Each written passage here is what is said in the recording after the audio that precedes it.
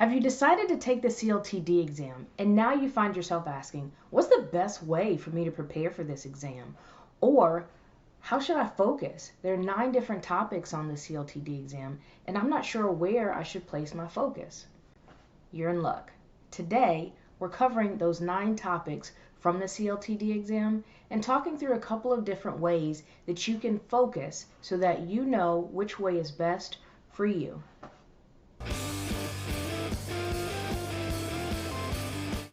Hi, I'm Danielle, and if this is your very first time here, welcome to End-to-End Supply Chain. And if you're a regular, welcome back. Let's take a look at the exam content manual for the APICS CLTD certification. The version of the APICS CLTD exam content manual that we'll be looking at today is version 2.0. This exam content manual is a great resource for the exam. I recommend that everyone download this from the ascm.org website. If you bought the APICS learning system, then this came with it as well, so you already have access to it. You don't have to worry about going and finding it on their website and downloading it. Also, there'll be a link in the description to that if you need a quick reference for the CLTD exam content manual. So let's jump to page 16, or it's page, 12 actually in the document, but 16 in the PDF file that we're looking at here. And this page breaks down the content on the exam. The chart here shows not only the diagnostic area number 1 through 9, but the topic as well as, and this is key, the percentage of the exam that each topic represents. So let's take a look, and I'll switch to my red pen here. Let's take a look at the topics with the highest exam content, or the highest percentage of exam content. We have section 6, which is transportation management, that's 17%. We then have global logistics, which is 15%, followed by warehouse management at 13%, and finally inventory management at 11%. So these 4 sections make up 56% of the exam. So if nothing else, you want to ensure that you thoroughly understand these sections and the content within them. Now, one thing I'll point out while we're here on this page, in the right-hand column starts the content outline. And for each of the 9 sections or topics listed here, there's a breakdown of the specific things you need to know in each area. And there's also references to the bibliography or books covered or books that are referenced as well. So if you have those or you're using those to study versus the learning system, be sure that you're following along and reading the chapters that pertain to those sections. But back to the exam and the percentages.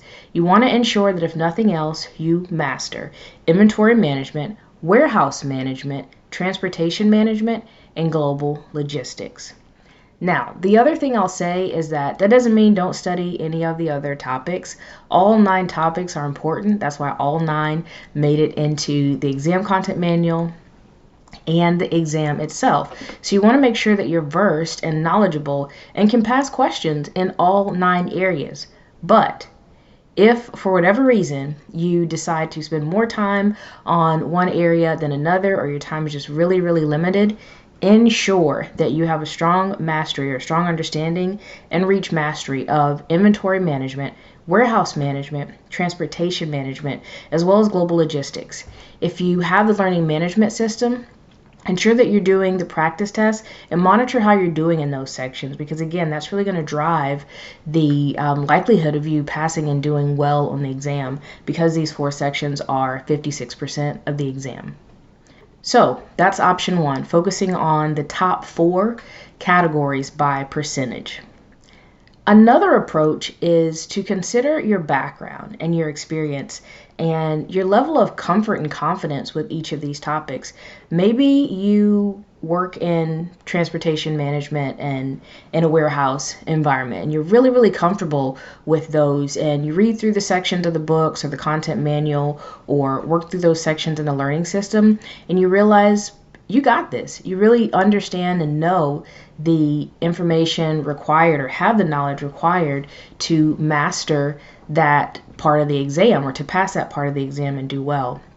So in that case, you really could I'm not going to say completely skip over, but you could minimize the amount of time that you spend on, in this example, warehouse management and transportation management, and focus on the other parts of the exam to level up your knowledge in those areas to the level that you have, in this case, warehouse and transportation management. So, to recap, there are two options. You can, one, focus on the top 4 by percentage and ensure that you have a really good understanding of those and then fill in your gaps of knowledge in the other. Or you can find the area based on your experience and your skills, your education, your job on the job skills. Find which areas you feel like you're lacking and spend more time on those and less time in the things that you're really comfortable and versed with. All right, folks, that's it for today. Thank you for watching. Stick around and watch another video while you're at it. And also, leave me a comment and let me know if this topic was helpful, and also what other topics you'd like to see me make videos about. My goal with end-to-end supply chain is to help you grow your skill set, increase your impact, and take your career to new heights.